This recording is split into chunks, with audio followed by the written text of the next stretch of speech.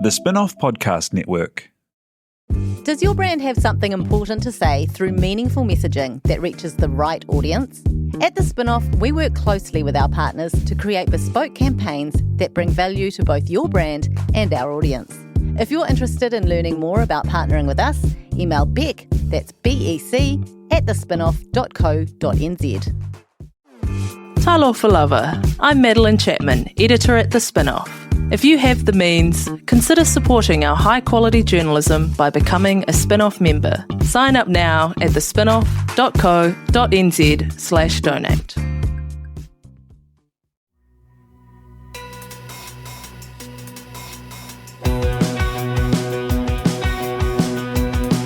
Nau mai hoki mai ki other fold e mihi ne ko Duncan Grieve tōku ingoa.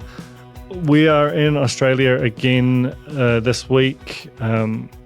My guest today is Paul McIntyre, who is the executive editor, founder and publisher at MI3, which is an organisation he founded in 2019 to tell a very particular story. And it's a kind of a bigger, deeper version of what I try and do on the Fold here in a way. It's about the business of media, but you can't talk about the business of media narrowly in terms of, what we've thought of as the media historically, your TVNZs and NZ Heralds and so on. He's talking about advertising agencies, media agencies, people who sell, who work with clients to buy ads on their behalf. He's talking about the big technology companies. He's talking about publishers and TV and streaming companies too. So the whole of the thing, but purely from a business perspective. Super credentialed journalist, but for the AFR, the Australian, the Sydney Morning Herald, the Age, and the New Zealand Herald too. So I wasn't particularly aware of Paul's work until I read a story in late October. And every so often you kind of read something and it just kind of stays with you. And this story wasn't even necessarily about the things that stayed with me. It was about Channel 7 in Australia, which is one of the big TV networks, and the fact that they were sort of slashing their rates to try and get more money in the door, and the dangers that represented to the whole TV ecosystem. And Paul talks about that over there. But he talked about two things within it. One was principal media, which is a different way for media agencies to kind of make their money. Traditionally, they made a commission on work that they sold. This is them buying work up front, buying inventory up front from whether it's big technology or publishers, and then getting a particular price for it and being able to on-sell it to their clients for whatever they can get it for. Now, I'm sure that there are people listening to this in media agencies for whom that's grossly reductive, but it's certainly a different model to what people commonly understood and maybe even still understand as how the media agency piece of media works. So he explained that, but the most chilling part was how he talked about New Zealand, because the whole sort of thesis of the piece was, unless we're careful here in Australia, we'll end up like New Zealand. And when you're sitting in New Zealand reading that, you go, it's a difference from looking around and versus being viewed from the outside, and it really stayed with me. And the reason that why I'm on this and why I wanted to spend the second part of this Australian mini-series talking about advertising is because it's still the biggest funder of media in this country.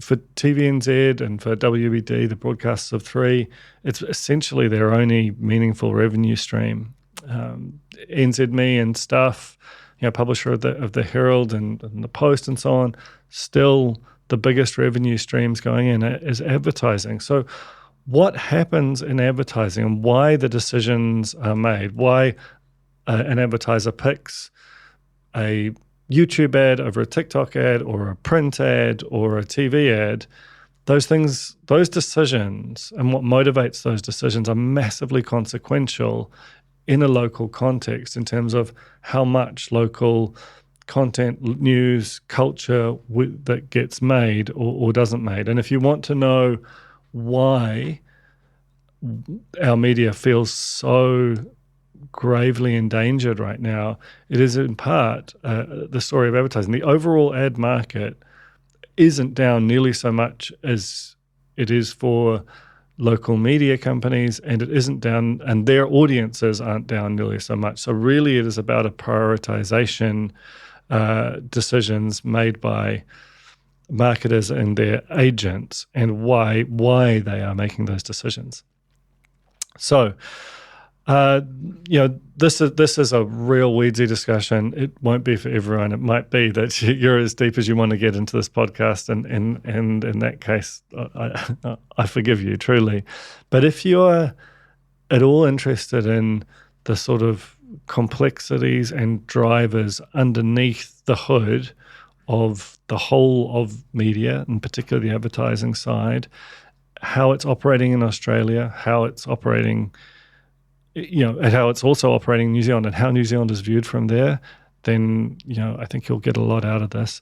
I should say that Paul makes some quite strong claims about search, social, media agencies, and publishers too. These are all supported by his own reporting, but I just want to sort of make it clear that they represent Paul's views, and I haven't done the independent reporting myself, but I have read a large amount of his reporting, and it seems very well sourced. So this is Paul McIntyre out of Australia, the founder of MI3, talking about the sort of present and future of ad-funded media. And if you stick around, he does give a reason to kind of be hopeful in a dark time, even if that reason also feels like it's quite a big and bold bet itself. So Paul McIntyre on the Fold.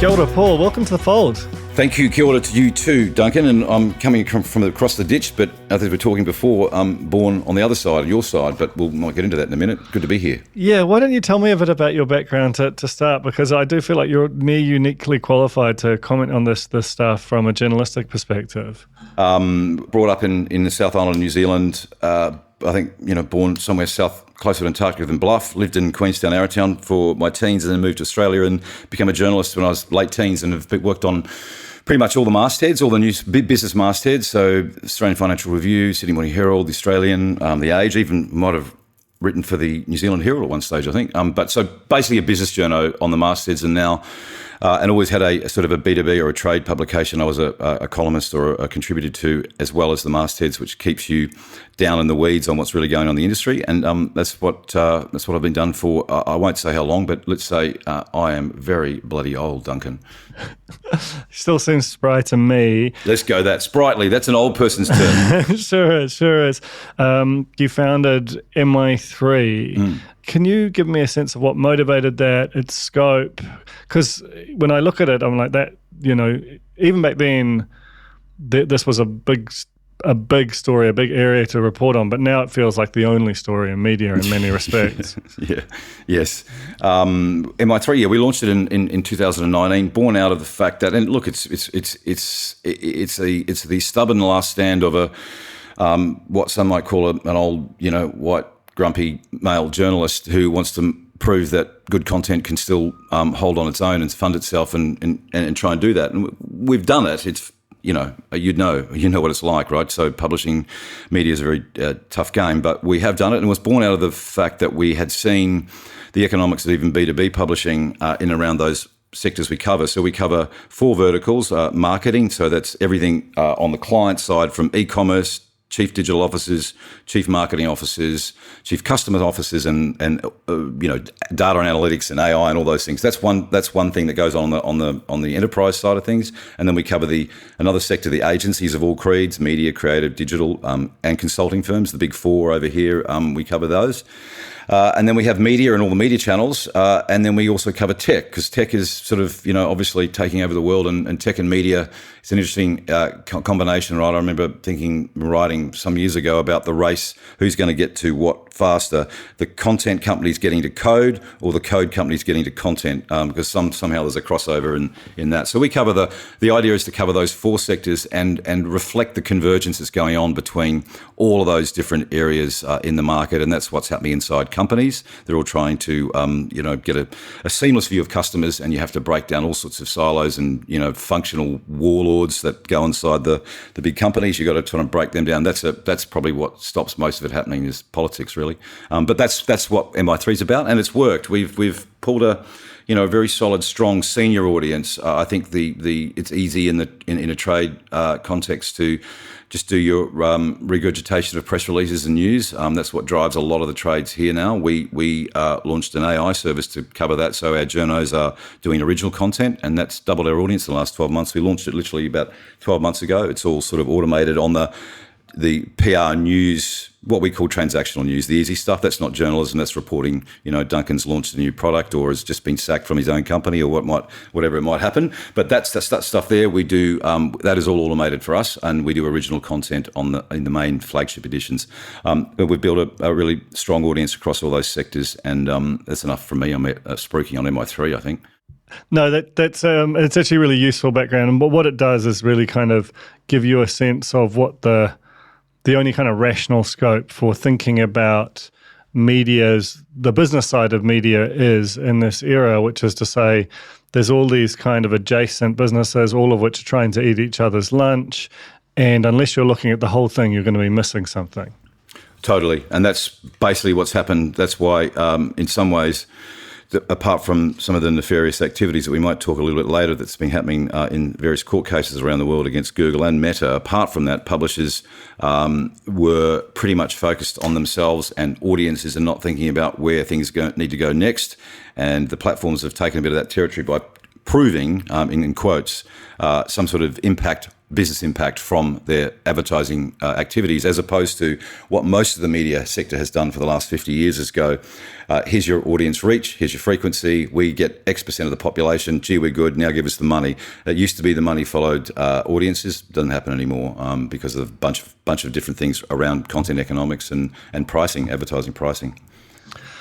I wondered if you could start, because there's one particular story that kind of caught my eye that I felt like a bunch of smart people I know within, the areas that you cover were sort of sharing and discussing for a period of time. And I want to drill into some of the themes of that.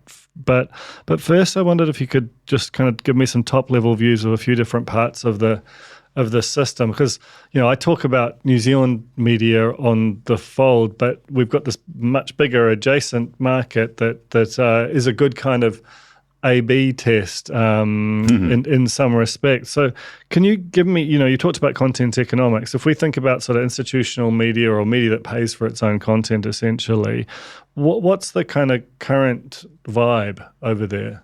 Look, it's the vibe is unprecedented, relentless pain, I think, is essentially what's going on. The realisation is coming home now.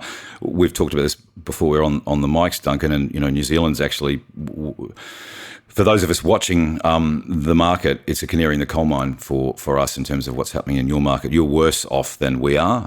Where we're at is the grand battle between content and coders, right? The platforms being the code, and media companies, traditional media companies that produce their own content.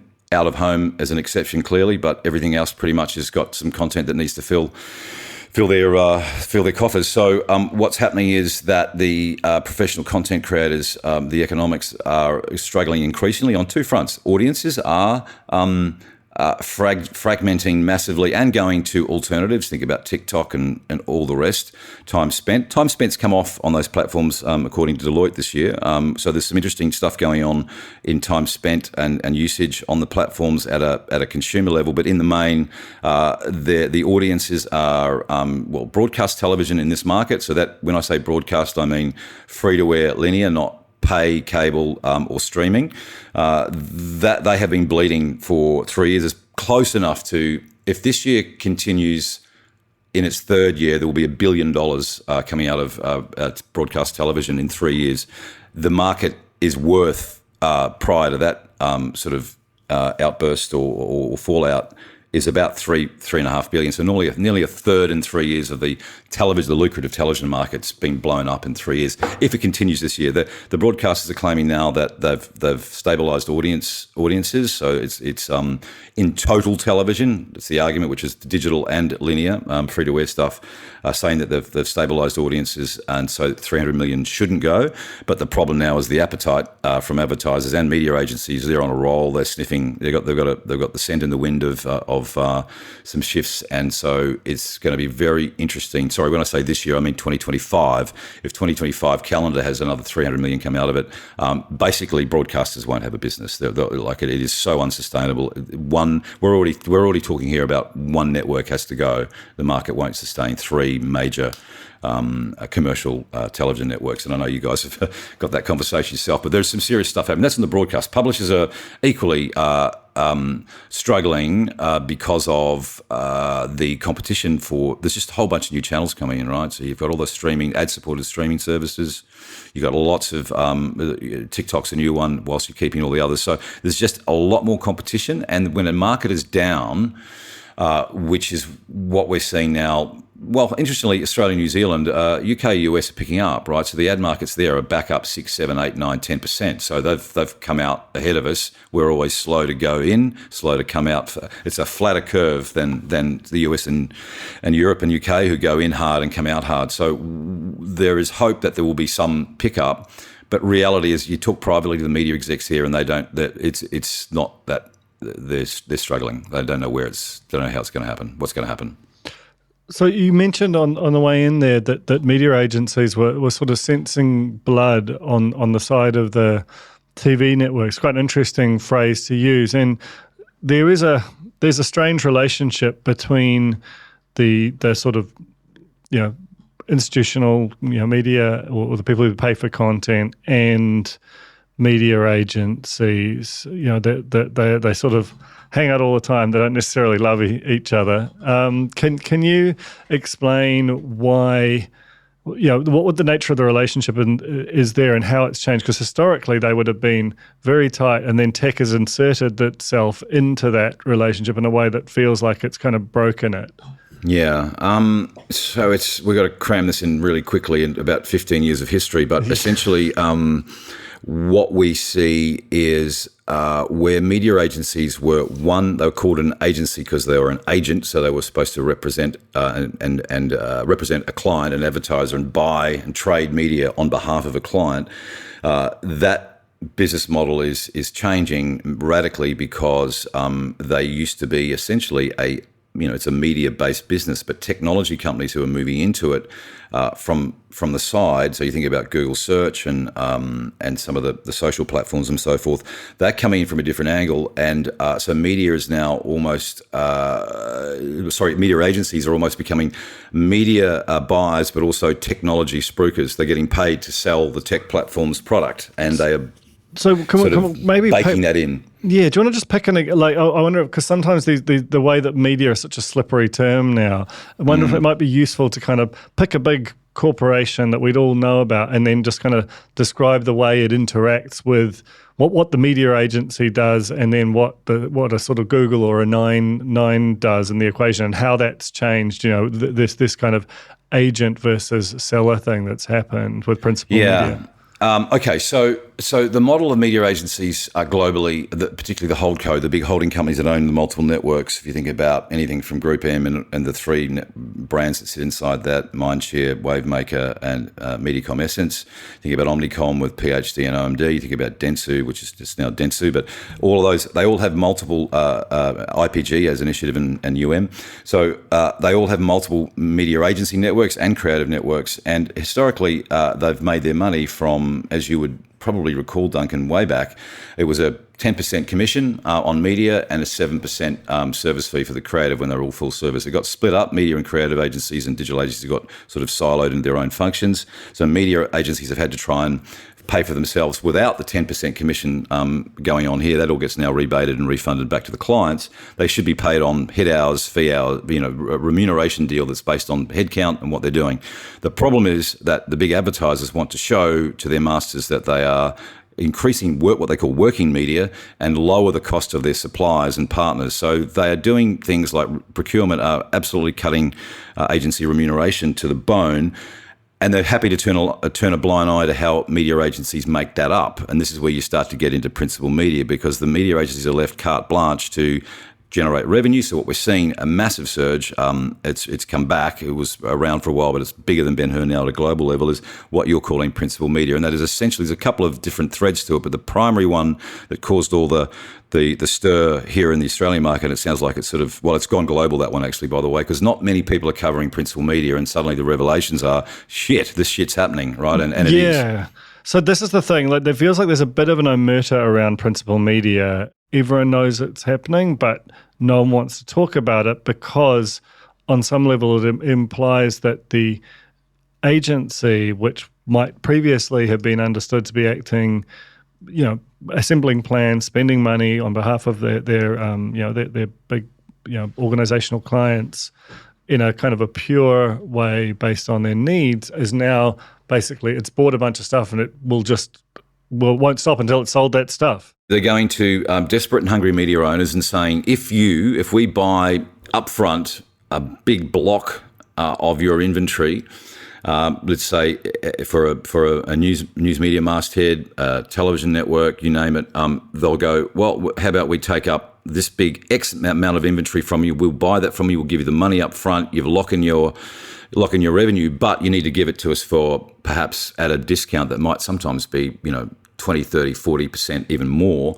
And then what happens is the agency groups put that through what they have their own trading desks that they trade digital inventory for on behalf of clients. Well, they pop that inventory into that, and then their markups can sometimes be, as I said, 30, 40, 50, I've heard cases of 100, 200%, or they misrepresent, they buy media and misrepresent it as quality professional content, and it's actually very low quality, long tail stuff that you see, out in the outskirts of the interwebs. So what happens is it distorts the market, Duncan, because the agencies have bought a certain media and cheap inventory that they can make big margins on. They're then forced to move that inventory, and it may not necessarily be in the interests of brand advertiser X to do that, but brand advertiser X is signed up to a non-disclosed contract that says agencies can do what they want, and they're still getting, the reporting looks like they're doing okay,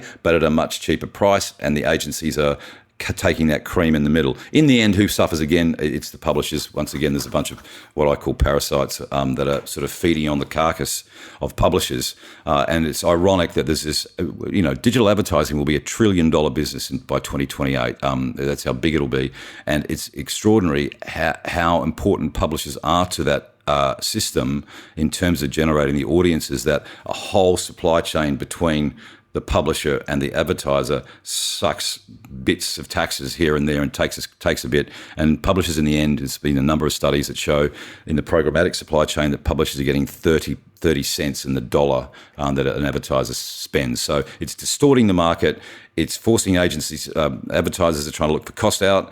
They're doing that with their agency remuneration fees. The agencies are running off, putting the pressure on media owners, taking that money, making the margin, and publishers are still in the same spot. That's essentially, does that make sense? It does. I mean, and you kind of see evidence of it everywhere. Whenever you go to, like, thinking about like an SB Nation or some of those kind of, giant aggregator type networks, and there's always a small video auto playing in the corner. And if you actually, most of the time you ignore it, or you just kind of, fidget around to close it. But if you don't, often you'll say, oh, this is quite a big brand advertising here. Clearly it's being counted, but what it's doing is really kind of hard to figure. And once you start seeing that kind of thing, you see it everywhere on the internet, Exactly. The kind of mess of internet charm at the bottom of news stories and just autoplay videos on news sites. There's just all kinds of things that are functionally generating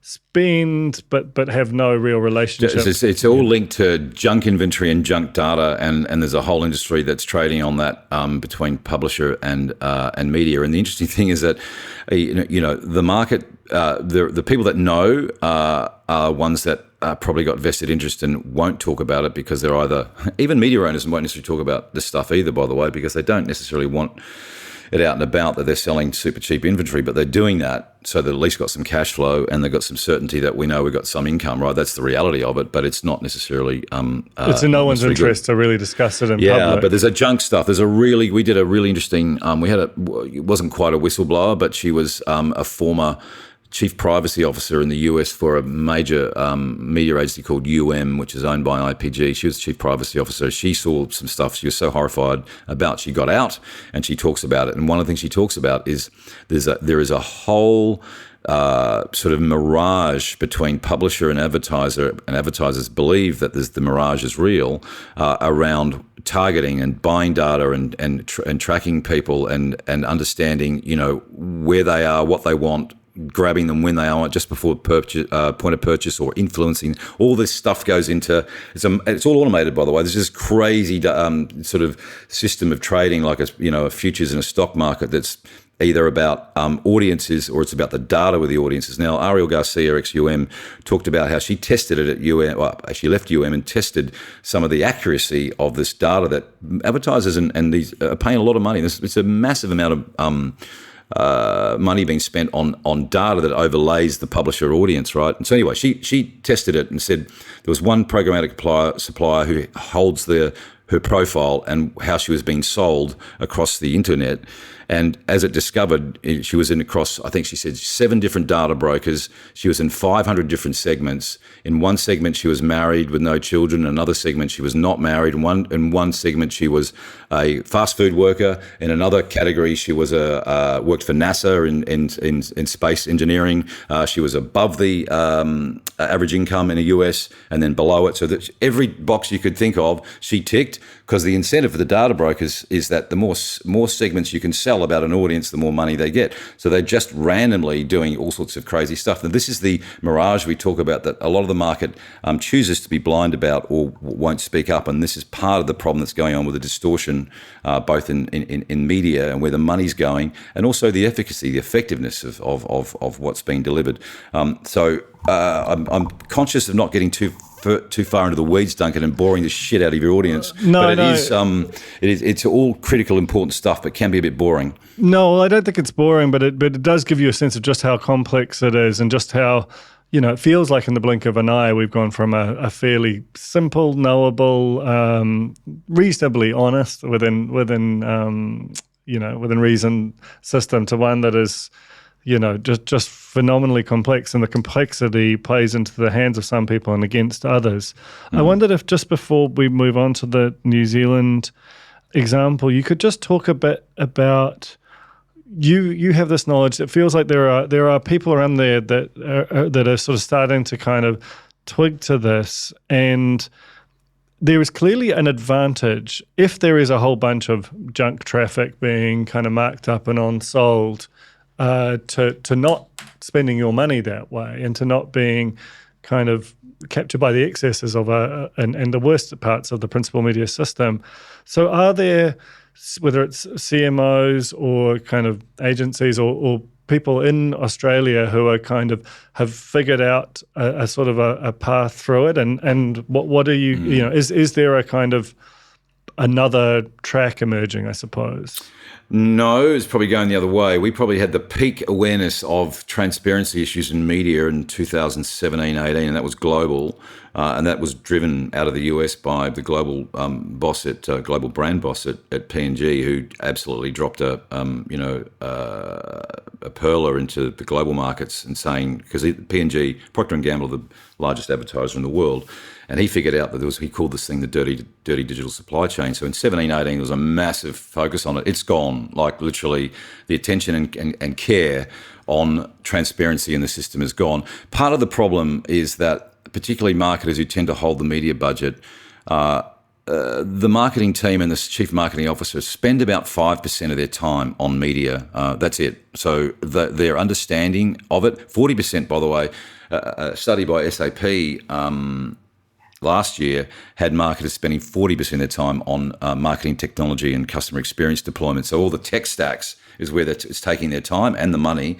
So their understanding of what's going on in media is low, and their care for it is low because they tend to believe that their media agency partners are doing the right thing by them. So there is, in the main, there is sort of denial and ignorance. But what is forcing and what will force more attention onto this is that finally, we're seeing policymakers and regulators catch up with what's been going on, and it is that behaviour or those activities. But in the end, it's going to be the policymakers and the regulations that's going to drive any sort of change in these markets, Duncan, because the apathy from the big advertisers who are locked into low cost and enterprise stack solutions with those platforms and the agency buy side, they're all incentivized differently as well, and it's going to be law, unfortunately, and regulation, which I know New Zealand doesn't like much. But look what happened to you when you don't do it. Kia ora, I'm Alex Casey, Senior Writer at The Spinoff. We wouldn't exist without the ongoing support of our generous members. If you're able to, you can make a donation at thespinoff.co.nz/donate. Kia ora, I'm Duncan Grieve, founder of The Spinoff. You can help us keep all of The Spinoff's award-winning journalism free for everybody by becoming a member today at thespinoff.co.nz/donate. Do you find it hard staying optimistic with all the financial news in the media? I'm Bernard Hickey, and on my podcast, When the Facts Change, I'm here to help you navigate the ever-changing landscape of economics in Aotearoa. So join the conversation every Friday on When the Facts Change, brought to you by the Spinoff Podcast Network in partnership with KiwiBet. Let's get into that kind of view of New Zealand, because it does, feel like we're on quite a different track here, in terms of, you've got a very sort of activist ACCC, you've got a lot of legislation, not all of it great, not all of it passing, but a lot of thinking going on from Australian government. And then you have this contrast with New Zealand where there's almost nothing happened. There's like an eerie silence, except that things are kind of screaming and dying as a result. This story that first kind of piqued my interest, it mentioned New Zealand 10 times, even though the story wasn't about New Zealand, but the way it mentioned New Zealand was as this cautionary tale, this place where unless we do something in Australia, we will end up like New Zealand. And if you're in New Zealand, you're reading that, you're going, oh, shit. So, are we that bad? Yeah, you are. That's the reality. Yeah, so can you tell me how New Zealand is viewed from Australia within a sort of media and agency context? Well, first, we should point out that both New Zealand and Australia were lab rats in the 80s for free market economics, right? And so there's a philosophical and ideological sort of position that says low touch regulation, trying to leave it alone, depending on the party in power and so forth. But there was a sort of an underlying start to that way back then. What we've got now is an observation on New Zealand that where at least in the Australian government, the previous Australian government, the coalition, is Labor is in power now, made a very aggressive crack at the platforms and started a commission. Well, got the ACCC, the competition regulator, to start looking at all this stuff in a very, very big way. So that started in 2018-19, and New Zealand was happily sticking by, no, it's fine. There's no sort of intent to do anything. What all that government activity did was put things on the map, both for industry and commerce, and policymakers started to go, okay, we're starting to see all sorts of ramifications. By the way, and it's just not. This is the other thing. It's interesting. It's just not about competition. We look at public health, and you look at the impact on public health from the platforms and social media and what it's doing to kids and adults. There's a much broader conversation, and we're seeing that in the regulatory environment here. So it's not just about competition in Australia. We're starting to regulate. We just, put through regs in the last 2 weeks that basically says that there's a age limit on at 16 for kids who can get on the platforms. And if you've got kids, and I've got a couple of them, it's a battle royale for that, right? And sort of all sorts of stuff fall out. So it's a multi-pronged regulatory push, both at a competition level and public health, that is really driving companies to be now going, we've really got to think hard. Where it was just, MI3 and a couple of other crusaders banging around for the last 10 years, now you've got policymakers and the government saying this is a problem, and it is forcing attention. What you don't have in the New Zealand market is that appetite to take on any of that stuff, historically anyway.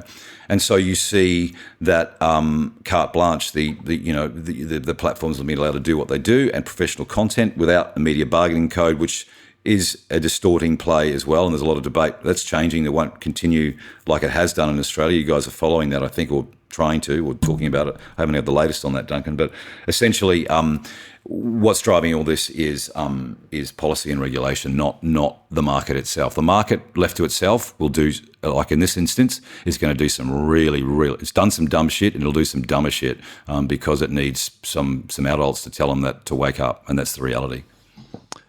So on the one thing that's interesting to me on the technology side is that, historically there was a lot of, brand safety used to be a big thing that people talked about, and brands were sort of worried about the things that they were alongside, and that they wouldn't want to be on a, like you'd struggle to get ads on TV shows that had kind of unsavory messages, or like people didn't want to be advertising alongside Trump. They would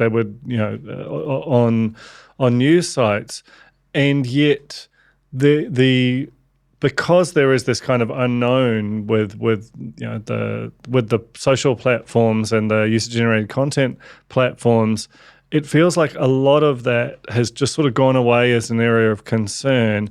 Is that because it was never that meaningful to, consumers in the first place, or have people just been sort of, is it connected to that sort of messy technology stuff? It's double standards of the highest order.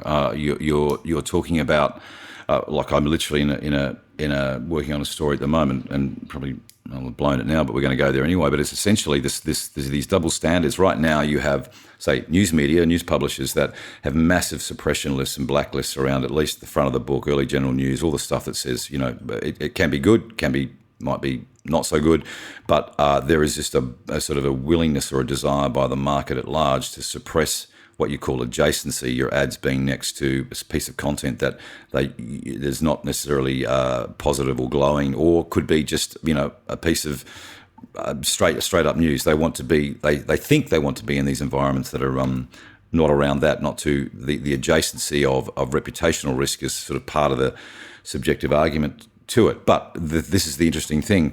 Whilst news publishers are getting absolutely smashed around by that and revenue stops because of it, those same media agency groups and those same advertisers will happily and are increasingly going to places like Google and its black box AI media inventory placement. So essentially what happens is it's called Performance Max. It's a black box that Google says, trust us, we'll optimize where your ads will go on YouTube, but we're not going to tell you where they go, and you won't ever know where they go, but it will trust us, will do really well. And so the market's buying that stuff. And so literally you can be anywhere on you don't know where you're going to be on YouTube, what piece of content you're going to be up against. It could be a crazy influencer that's doing weird stuff, or look, doesn't matter. You just don't know, but they don't care. That's okay. So this is where it gets really tricky to try and have a debate in the market, because half the time,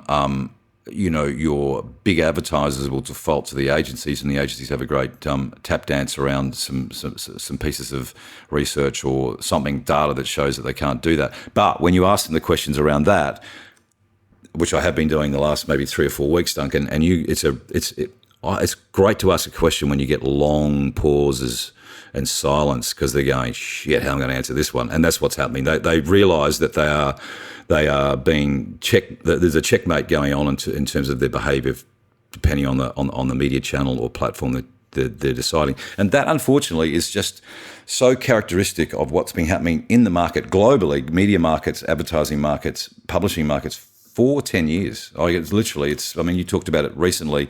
The problem has been it's been slow creep, but all this, I just remember I was talking about this 10 years ago, and at that time I was just a weirdo Luddite, and now it's kind of go, oh yeah, right, there might have been something in that, and that's where we're at. There's a burgeoning, there's a sort of an early nascent understanding of stuff, but it's been forced on the market, as I said, by the policymakers and regulation and new regs. That's what's happening. It's like once you see it, you can't unsee it. And once you're aware of it, it's all you see. And there's just this feeling that by having a heavily regulated sector that's right alongside an unregulated one, you see all of the inequities and excesses and just raw dangers for society that come through.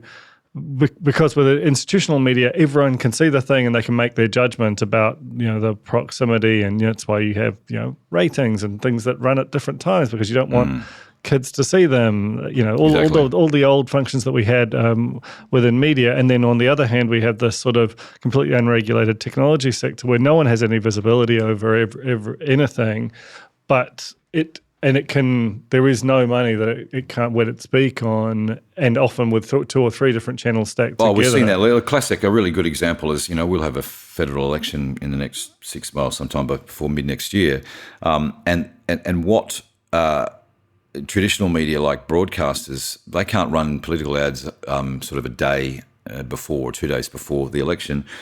Your digital streaming platforms can go, so your platforms can go right up to the last second. There's no restraints. So of course what you're seeing is even political parties and even the parties that might have applied regulatory pressure on these platforms are piling in those final critical days to try and influence decisions and swinging voters in the days up to an election, which traditional media, legacy media can't go near. That's one very small example. It's just this little microcosm of it, right? Yeah. So, I've because of this, because New Zealand is this cautionary tale where we've had these kind of big, institutions like Newshub collapse in front of us, and as you described, we have no major intervention by government. We have our Prime Minister saying people get their news from social media now, as if, When did he say that?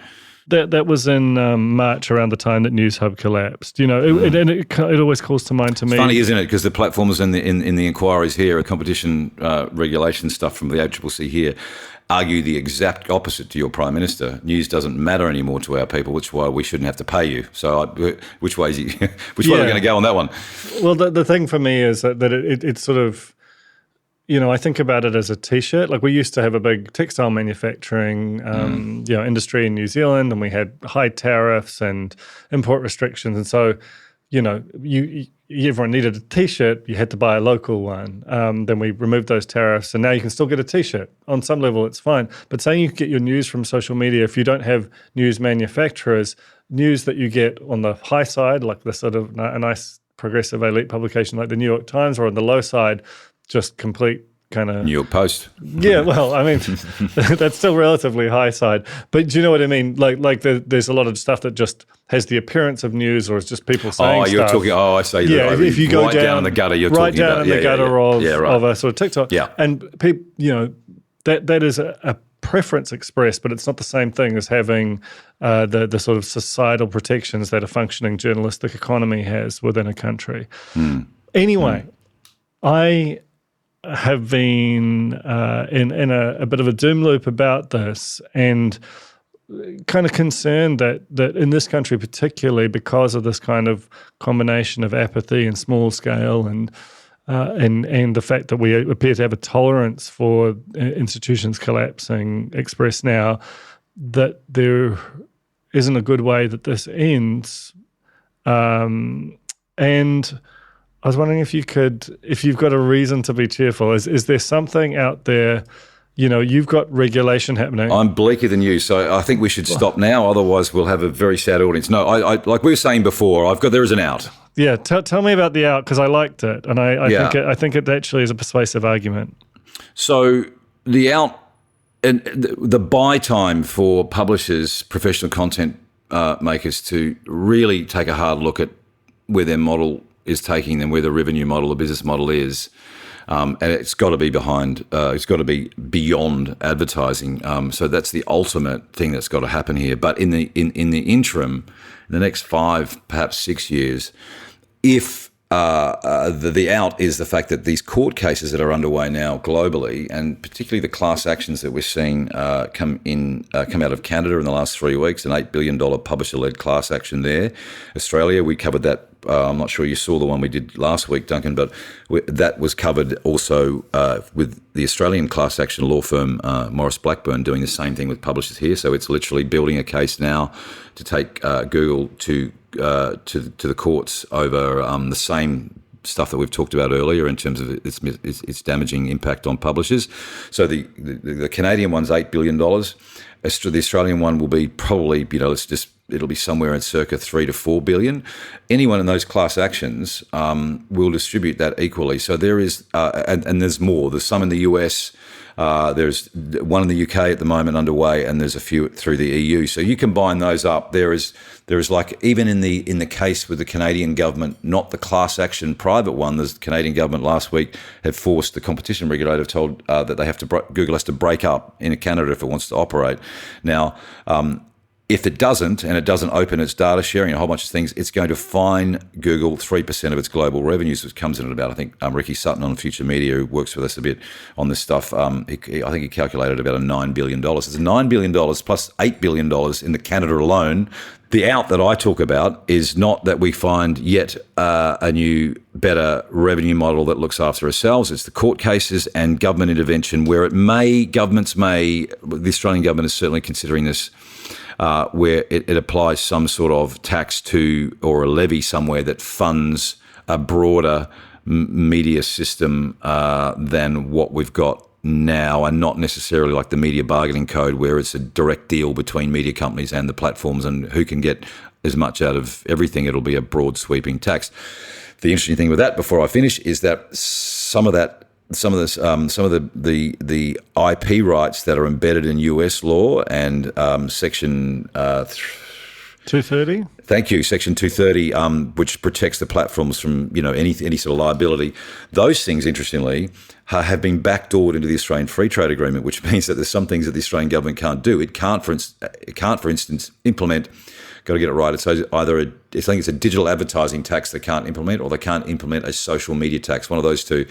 It's in the Free Trade Agreement outlawed. So you have to come up with some other stuff. So this is how clever, and this is the challenge that's ahead of us. Hey Paul, thank you so much. Really, really appreciate your time and keep up the great work. I find it fascinating and terrifying at the same time. Well, Merry Christmas anyway, Duncan. Let's go with that one. It's only a couple of weeks away. Let's go for the pud. But thanks for the time. Good to talk. Thank you.